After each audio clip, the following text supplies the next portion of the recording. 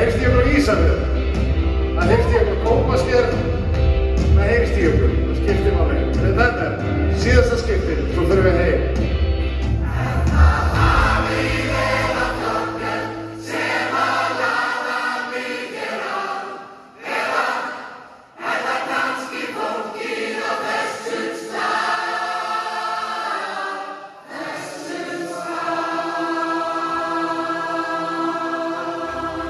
Takk fyrir okkur, farið þakkaðan náttúrulega, við þakkum kærlega fyrir okkur og fyrir það dagsins og klúsustæðis.